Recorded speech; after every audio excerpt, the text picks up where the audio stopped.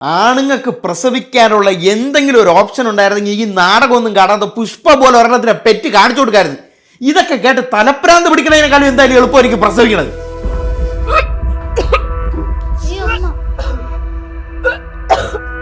ആഹാരത്തിന് മുമ്പ് ഇരുന്ന് ഇതൊക്കെ കണ്ടുകൊണ്ട് എങ്ങനെ ആഹാരം ഉറങ്ങും ഇവിടെ മനുഷ്യന്? ഒന്നും ഉണ്ടാക്കി വയ്ക്കുകയില്ല, വാങ്ങിച്ചോണ്ട് ഉറങ്ങി കഴിക്കാനും ആശ.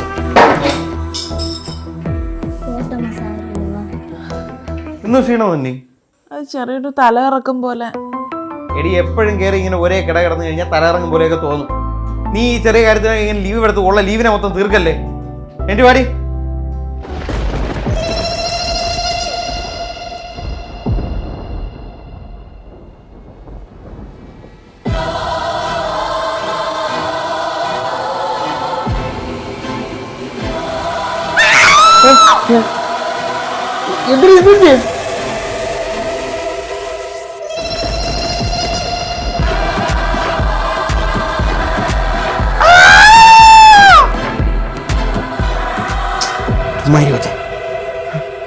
എന്നാലും ഇത് എങ്ങനെയടി?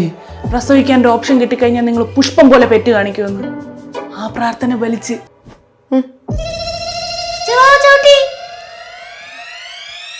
കൊച്ചു ചവിട്ടിയടി. ഈ അവസ്ഥയിൽ ഇനി ഓഫീസിലൊന്നും പോകാൻ നിൽക്കണ്ട, വിളിച്ച് ലീവ് പറഞ്ഞോ.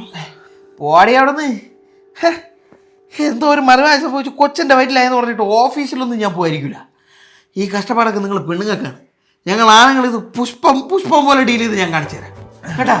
അയ്യോ ഇതെന്തായാലും ഫുഡിന്റെ മണം പിടിച്ചപ്പോൾ ഞാൻ ഛർദ്ദിക്കണേ. അവരൊന്ന് മാറ്റിയില്ലെങ്കിൽ ഞാൻ ഇനി മാള് വയ്ക്കും.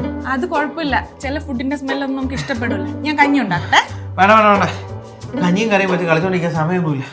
ഞാൻ ഓഫീസിൽ പോയി ക്യാൻറ്റീനിൽ നിന്ന് വല്ലതും കഴിച്ചോളാം. ഈ ക്യാൻറ്റീനിലുള്ള ഫുഡ് അങ്ങ് ഒഴിവാക്കിയേ, ഹെൽത്തൊക്കെ ശ്രദ്ധിക്കണം. പിന്നെ ഈ പണ്ടത്തെ പോലെ വരിച്ച് മതി. ഒരുപാട് ഉപദേശമാണ് നമുക്കറിയാം.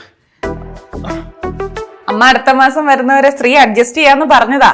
പക്ഷെ ഞാൻ രാവിലെ ജോലിക്ക് പോയി കഴിഞ്ഞാൽ സ്ത്രീ ഒറ്റയ്ക്കാവില്ലേ, അതുകൊണ്ട് എനിക്കൊരു ടെൻഷൻ.